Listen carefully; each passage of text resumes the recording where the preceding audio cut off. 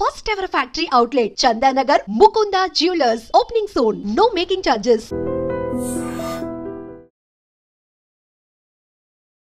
Hi guys, welcome to I dream. నేను మీ Chanakya. And present ఇప్పుడున్న marketing conditions ప్రకారం అయితే అసలు ఎక్కడ ఇన్వెస్ట్ చేయాలి అండ్ ఫ్యూచర్ కూడా మరి ఏ సెక్టర్స్లో మనం ఇన్వెస్ట్ చేస్తే మనకు లాభాలు అనేది వస్తాయి అని చెప్పేసి ప్రతి ఒక్కరు మైండ్లో కొంచెం ఆ డౌట్స్ అనేది కూడా రైజ్ అవుతుంది. ఎందుకంటే అమెరికాలో జరుగుతున్న సంక్షోభం కానీ వేరే దేశాల మీద వేస్తున్న టారిఫ్స్ కానీ ఇవన్నీ చూస్తూ ఉంటే మార్కెట్ చాలా ఫ్లక్చువేట్ అవుతుంది. కాబట్టి మరి మన మైండ్లో ఉన్న డౌట్స్ అన్నీ క్లారిఫై చేయడానికి ఇప్పుడు మనతో పాటు కూడా మన పర్సనల్ ఫైనాన్షియల్ అడ్వైజర్ అయిన మరి సుభాష్ బాబు గారు మనతో పాటు ఉన్నారు. మరి సార్ అయితే ఏ సెక్టర్లో ఇన్వెస్ట్ చేస్తే మనకు మంచి రాబడి వస్తుంది అనేది కూడా తెలుసుకుందాం. Hi sir. హాయ్ అండి. ఎలా ఉన్నారు సార్? థ్యాంక్ యూ, ఫైన్, బాగున్నారండి. యా సార్, ప్రజెంట్ ఇప్పుడు ఎవరైనా కానీ మార్కెట్లోకి అడుగు పెట్టాలన్నా ఇన్వెస్ట్ చేసింది తీయాలా వద్దా అనే లాట్ ఆఫ్ కన్ఫ్యూజన్స్ అండ్ ఇంకే ఏంటంటే ఇంకా రాబోయే కాలంలో ఏ సెక్టర్స్లో మనం ఇన్వెస్ట్ చేస్తే మనకు లాభాలు వస్తాయి అనేది కూడా మైండ్లో మెదులుతూ ఉన్నాయి సార్. ఓకే, సో దీనికి మీ సమాధానం ఏం చెప్తారు సార్? షూర్. ఇప్పుడు మనం గత ఆగస్ట్ సెప్టెంబర్ నుంచి ఇండియన్ మార్కెట్ బాగా డౌన్ టర్న్లో ఉంది, అంటే బాగా పడిపోతుంది, బాగా కరెక్షన్ బాగా అయింది. కొన్ని స్మాల్ మిడ్ క్యాప్స్ అయితే బాగా కరెక్ట్ అయిపోయింది. దాంతో చాలామందికి షాక్, తర్వాత డబ్బు నష్టపోవడం చాలా జరిగాయి. దానికి కారణం ఏంటంటే చాలామంది ఒక రీసెర్చ్ కానీ ఒక బ్యాక్గ్రౌండ్ లేకుండా ఇన్వెస్ట్ చేయడం, ₹10 పెడితే వెంటనే ₹12-13 లేపడం, ఆ నెక్స్ట్ డే. సో ప్రతి వాళ్ళే ఎక్స్పర్ట్స్ అయిపోయిన ఫీలింగ్ మార్కెట్ చాలా ఇచ్చింది. ఒక 3-4 ఇయర్స్ అందరికీ టైం ఇచ్చింది బాగా. సో అందరూ దే బికమ్ ఫండ్ మేనేజర్స్. వాళ్ళే ₹1,00,000 పెట్టేయడం, ఇన్వెస్ట్ చేయడం, ₹1,20,000-30,000 అయిపోవడం, అది తీసేసుకుని ఇంకో కొనేసి మళ్ళీ ఇన్వెస్ట్ చేయడం, అలా అవుతూ ఉండేది. కానీ వాళ్ళు ఫండమెంటల్స్ కానీ బేసిక్స్ కానీ చూడకుండా ఇన్వెస్ట్ చేయడంతో ఫైనల్గా అక్టోబర్ రాగానే మార్కెట్ ఎప్పుడైతే పడిపోయిందో, స్మాల్ మిడ్ క్యాప్స్ బాగా కరెక్షన్ అయిందో చాలామందికి చాలా నష్టం వచ్చింది, తీవ్ర నష్టం వచ్చింది వాడికి. దానికి సగం కారణం వాళ్ళే అని మనం చెప్పుకోవాలి. మార్కెట్స్ ఎప్పుడు ఇలాగే ఉంటాయి, and up down is markets nature బేసిక్గా. ఎవ్రీ టైం అది పైకి వెళ్తూనే ఉండదు మార్కెట్ అది. సో ఇప్పుడు యాక్చువల్ చెప్పాలంటే అన్ని సెక్టర్స్ వర్త్వెల్ ఇన్వెస్టింగ్, ఎందుకంటే మార్కెట్ బాగా లోలో ఉన్నాం ప్రస్తుతం. మన ప్రీవియస్ ఇండెక్స్ కంటే ఇప్పుడు చాలా తక్కువలో ఉన్నాం. కానీ మన ట్రంప్ టారిఫ్ అనౌన్స్ చేసినప్పుడు మార్కెట్ పడిన తర్వాత ఇప్పుడు మార్కెట్ ఆ కరెక్షన్ రిలీజ్ చేస్తే మనం, అంటే ట్రంప్ ఎప్పుడైతే అనౌన్స్ చేయకముందు ఏ కండిషన్ ఉన్నా ఆ కండిషన్ వెళ్ళిపోయాం మనం. మిగతా మార్కెట్స్ అక్కడ కూడా వెళ్ళలేదు గ్లోబల్గా. ఇండియా ఒక్కటే మార్కెట్ గ్లోబల్గా. ట్రంప్ అనౌన్స్ చేసిన తర్వాత టారిఫ్ ఆ దెబ్బకి మార్కెట్స్ పడిన తర్వాత ఇండియా ఒక్క కంట్రీ ఎకానమీ మళ్ళీ రికవర్ అయింది ఆ ప్రీ ట్రంప్ లెవెల్కి. అంటే ప్రీ అక్టోబర్లోకి ఇంకా వెళ్ళలే ఇంకా మనం. దా బాగా గ్యాప్ ఉంది వెళ్ళడానికి. అంటే వేరే దేశాలతో కంపేర్ చేసుకుంటే మనకు వచ్చిన నష్టం తక్కువే, అండ్ దాంతోపాటు రికవర్ అవుతున్న పర్సంటేజ్ అనేది కూడా ఎక్కువగా ఉంది. ఎగ్జాక్ట్గా చెప్పారు మీరు. సో మన ఫ్యూచర్ చాలా బ్రైట్గా ఉన్నాం. ఇప్పుడు కూడా మనం జాగ్రత్తగా మనం స్టడీ చేసి మార్కెట్ ఇన్వెస్ట్ చేసుకుంటే that is more sensible approach అని అనుకోవాలి. లేకపోతే అది గ్యాంబ్లింగ్కి ఈ ఇన్వెస్ట్మెంట్కి తేడా ఎక్కువ కనపడదు. మనం ఎక్కడ పడితే అక్కడ పెట్టేసి డబ్బు రాలేదు పోయిందని చెప్పి మనం బాధపడడం కంటే కొన్ని కీ సెక్టర్స్ ఇప్పుడు బాగా ప్రామిస్ చూపిస్తున్నాయి. ఇండియన్ ఎకానమీ మనం వీఆర్ డూయింగ్ క్వైట్ వెల్. 6.57 అనుకున్నాం, ఇప్పుడు 6.25 దాకా వచ్చాం. But still we are the number 1 economy in the world. మన గ్లోబల్గా మన ఫాస్టెస్ట్ గ్రోయింగ్ ఎకానమీగా ఉన్నాం మనం. ఇంకొక పాయింట్ ఏమిటంటే ట్రంప్ టారిఫ్స్ ఎఫెక్ట్ మన మీద తక్కువ ఉండే అవకాశం ఎక్కువ ఉంది. అంటే మన మీద ప్రెషర్ తక్కువ ఉంటుంది, టారిఫ్ ఇంపాక్ట్ మన మీద తక్కువ ఉంటుంది. అది చైనా మీద ప్రెషర్ వల్ల మన వైపు బిజినెస్ వస్తుందా, మన ఆ బిజినెస్ని తీసుకుని మనం దాన్ని వాడుకోగలమా, మన ఎక్స్పోర్ట్స్కి మన కామర్స్కి అనేది మన మీద ఆధారపడి ఉంటుంది. బట్ ఆపర్చునిటీ అయితే బాగా మనకి మంచి ఆపర్చునిటీ దొరికింది కూడా ఇప్పుడు మనకి. ఇప్పుడు అక్కడ నియర్ బై దేశ బంగ్లాదేశ్ అవ్వచ్చు, థాయిలాండ్, లావోస్, వియత్నాం ఇవన్నీ కూడా ఎక్స్పోర్ట్స్ బాగా చేస్తాయి, టెక్స్టైల్స్ గార్మెంట్స్ టు యూఎస్. వాటి మీద చాలా సివియర్ టారిఫ్ ట్రంప్ వేసాడు. ఆ దేశాలు బాగా రీల్ అవుతున్నాయి ప్రెషర్లు. ఆ బిజినెస్ మనకు వచ్చే అవకాశం చాలా ఎక్కువ ఉంది. సో ఇవన్నీ చూస్తుంటే మనకి మంచి ఆపర్చునిటీ కనిపిస్తుంది. ఈ స్మాల్ క్యాప్ ఫండ్స్ విషయానికి వచ్చేటప్పటికి దాని కరెక్షన్ అయితే వేరే దానితో కంపేర్ చేసుకుంటే చాలా ఎక్కువ ఇంపాక్ట్ అనేది కూడా పడింది కదా సార్. కరెక్ట్. అంటే ఇప్పుడు వచ్చే ఎవరైనా ఇన్వెస్ట్ చేయాలనుకుంటే ఆ స్మాల్ క్యాప్ ఫండ్స్లో ఇన్వెస్ట్ చేయాలంటే కూడా కొంచెం భయపడతారేమో అనిపిస్తుంది సార్. అవును, భయపడాలి కూడా. ఎందుకంటే small cap by nature is like that. అది హిట్ ఆర్ ఫట్లా ఉంటుంది స్మాల్ క్యాప్ అప్రోచ్. హిట్ అయితే 6 లేకపోతే 0 అయిపోయే లెవెల్లో ఉంటుంది స్మాల్ క్యాప్. అంటే రఫ్గా క్రూడ్గా చెప్పాలి అంటే స్మాల్ క్యాప్స్ అంటే ఏమిటి, చిన్న కంపెనీలు. చిన్న కంపెనీ అంటే 1000 కోట్ల కంపెనీ చిన్న కంపెనీ అంటే మార్కెట్ పెద్ద మార్కెట్ పర్స్పెక్టివ్లో. ఆ చిన్న కంపెనీస్కి వాళ్ళ ఫైనాన్సెస్ కానీ క్యాపిటల్ కానీ వాళ్ళ నాలెడ్జ్ బేస్ కానీ వాళ్ళ కాంపిటేటర్స్ వాళ్ళ మార్కెట్ డైనమిక్స్ అవన్నీ చూసుకుంటే ఆ కంపెనీ సర్వైవ్ అవుతుందా గ్రో అవుతుందా అనేది 50-50 లెవెల్లో ఉంటాయి చాలా కంపెనీలు. ఓకే.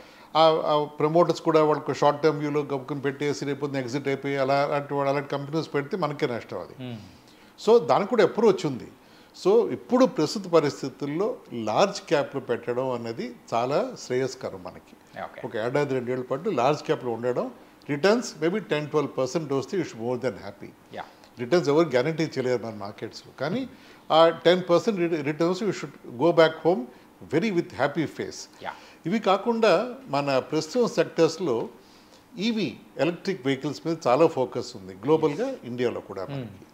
సో ఈవీ మార్కెట్ అప్రాక్సిమేట్గా 7 బిలియన్ 2023లో గ్లోబల్గా. అది 2030లో 50 బిలియన్ అయ్యే అవకాశం కనిపిస్తుంది మనకి. డ్రాస్టిక్ గ్రోత్ అనేది కూడా కనిపిస్తుంది. ఎస్ చాలా డ్రాస్టిక్ గ్రోత్ ఉంది. అది చాలా ఎమర్జింగ్ సెక్టర్ అది. అంటే ఇంకో 7 ఏళ్ళు 8 ఏళ్ళలో పోనీ 30 కాకపోయినా 32-33 $50 బిలియన్.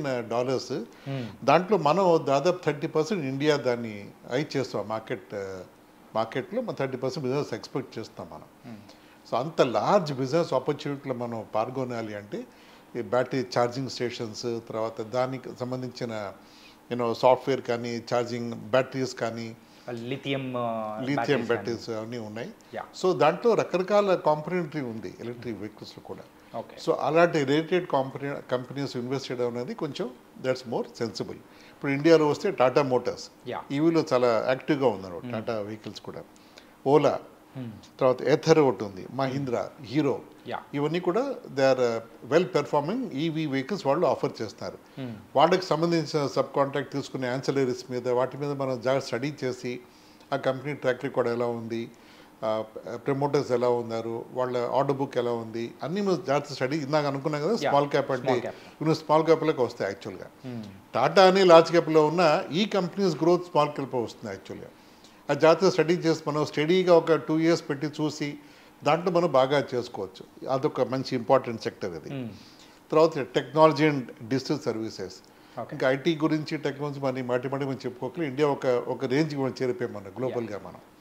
సో దాంట్లో మనం 7.4% of GDP comes from technology and digital services ఇండియాలో. అది దాదాపు ప్రస్తుతం 5 మిలియన్ మందికి ఎంప్లాయ్మెంట్, అంటే 50 లక్షల మంది ఎంప్లాయీ ఉన్నారు ఇండియాలో.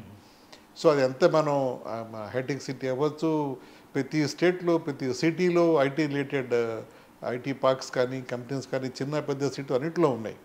సో అందరికీ ఐటీ బికమ్ పరిపాటిగా అయిపోయింది మనకి. ఇండియా కూడా గ్లోబల్గా ఒక ఐటీ గో టు కంట్రీలో అయిపోయింది చాలా దేశాలకి. బ్యాక్ ఎండ్లో మనకి ఇన్వెస్ట్మెంట్కి వాటికి ఎక్స్పోర్ట్స్ బాగున్నాయి దానికి మనం.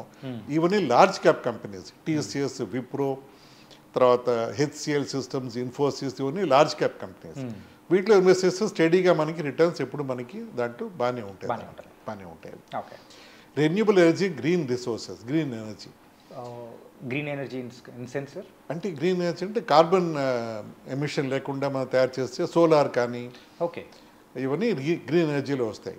సో దానికి సంబంధించి అదానీ అవ్వచ్చు, రెన్యూ అనే కంపెనీ ఉంది, టాటా పవర్, ఇలాంటివన్నీ ఈ సోలార్ ప్యానెల్స్ కానీ సోలార్ పవర్ జనరేషన్లో ఇండియా చాలా బాగా ముందుకు వెళ్తోంది.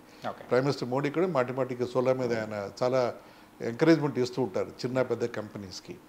ప్రస్తుతం కెపాసిటీ 2.6 gigawatts మంది. బై 2030 70 gigawatts చేయాలని ప్లాన్. టార్గెట్ ఈస్ 2030లో 500 gigawatts చేయాలని ప్లాన్ మంది. అంటే అంత లార్జ్ గ్రాండ్ ప్లాన్స్లో డిఫరెంట్ గ్రోత్ చాలా బాగుంటుంది. మనం ఇవన్నీ చేయొచ్చు. ఇలాంటి కంపెనీ ఇన్వెస్ట్ చేస్తే మనకి ఉంటుంది.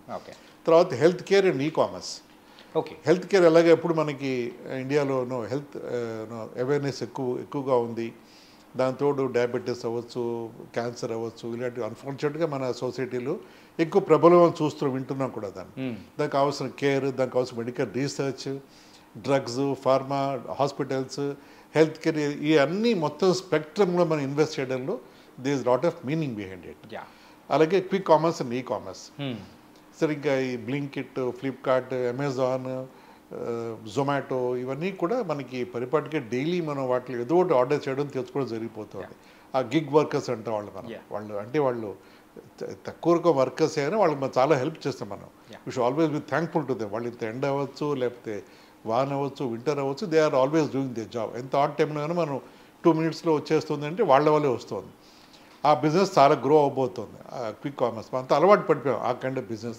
మనం ఏంటంటే Tier 1 సిటీస్లో మెయిన్గా మనం చూసే ఈ గిగ్ వర్కర్స్కి సంబంధించిన సర్వీసెస్ ఇప్పుడు Tier 2 సిటీస్లలోకి అండ్ టౌన్స్లలో కూడా వాళ్ళ ఒక అంటే వ్యాప్తి అనేది కూడా చెందుతూ ఉన్నారు. ఆ సర్వీసెస్ అనేది కూడా ప్రొవైడ్ చేస్తున్నారు కాబట్టి in coming days employment wise అయినా కానీ వైడ్ రేంజ్లో కూడా ఆ సర్వీసెస్ని కూడా ఇస్తారేమో అనిపిస్తుంది. కరెక్ట్. న్యాచురల్ ప్రోగ్రెషన్ అది. అంటే మేజర్ సిటీస్ నుంచి Tier 2 సిటీస్, దాని తర్వాత మేబీ టౌన్స్, తర్వాత విలేజెస్కు వెళ్ళిపోతారు యాక్చువల్గా వీళ్ళు. ఓకే. సో అది న్యాచురల్ ప్రోగ్రెషన్ యాక్చువల్గా. అది సొసైటీతో మంచి అవకాశమే అది. అంటే ఇమీడియట్గా ఎవరైనా దాంట్లో చేరి, so it's a good thing. So ఈ సెక్టర్స్లో జాగ్రత్తగా స్టడీ చేసి కంపెనీస్ని బ్లైండ్గా ఎవరో చెప్పారని ఏదో ఎవరు మాట వినేసి ఎక్కడో డబ్బులు అయిపోవచ్చు, ట్రిప్పులు అయిపోవచ్చు బట్ట కాకుండా కొంచెం జాగ్రత్తగా స్టడీ చేసి ఇన్వెస్ట్ చేసి 25లో మనం చాలా బాగా చేసుకో. ఎందుకంటే మార్కెట్ బాగా లోలో ఉండిపోయి జాగ్రత్తగా ఆచితూచి ఇన్వెస్ట్ చేస్తే can hit gold jackpot. It was very very nice analysis sir. Thank you. మెయిన్గా ఏంటంటే వాట్స్ ద ఫ్యూచర్ అంటే మీరు ఇప్పుడు చెప్పిన సెక్టర్స్ అన్నీ కూడా ఫ్యూచర్కి సంబంధించింది. కరెక్ట్. ఫ్యూచర్లో ఎంత గ్రోత్ ఉంటాయనేది కూడా మీరు క్యాల్కులేట్ చేసి చాలా చక్కగా చెప్పేశారు. అండ్ చూస్తున్న వ్యూవర్స్కి కూడా ఇది చాలా బాగా ఉపయోగపడుతుంది అనుకున్నాను. Thank you. Thank you.